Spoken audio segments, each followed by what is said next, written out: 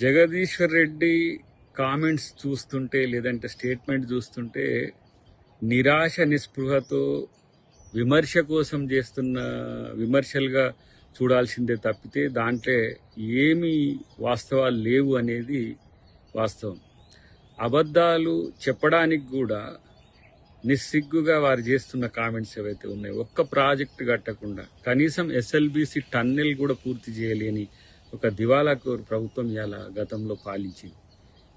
ఇలా రేవంత్ రెడ్డి గారు అంటున్న మాటలకు మహిళల నుంచి స్పందన రాలేదని, లేదంటే ప్రజల నుంచి స్పందన రాలేదని ఇలా అబద్ధాలు చెప్పే ప్రయత్నం చేస్తాడు. అక్కడున్న ప్రజల్ని అడిగితే తెలుస్తుంది ఏ విధంగా రెస్పాన్స్ వచ్చిందనే విషయం. అది పక్కన పెట్టండి. ఫస్ట్ ఇలా రికార్డు స్థాయిలో పంట మీరు కట్టిన ప్రాజెక్టుల వల్ల వచ్చిందా?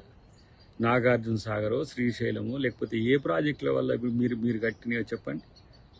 కాబట్టి మీ యొక్క అస్తిత్వం కోల్పోతున్న క్రమంలో ఏదో కేసీఆర్ను మెప్పించడానికో, లేకపోతే మిమ్మల్ని తిట్టినందుకు ఏదో దాన్ని నేను ఉన్నా అని చెప్పుకోవడానికి తప్పితే దాంట్లో ఏముంది మీ ప్రెస్ మీట్లో?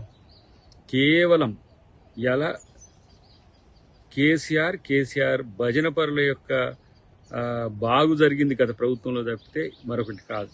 ఈరోజు ప్రతి కార్యక్రమం ప్రజల కొరకు చేస్తున్న అంశాన్ని మీరు జీర్ణించుకోలేక చేస్తున్న అక్కస్తో చేస్తున్న స్టేట్మెంట్స్గా చూడాల్సింది తప్పితే దీంట్లో కొత్తదనం ఏముంది?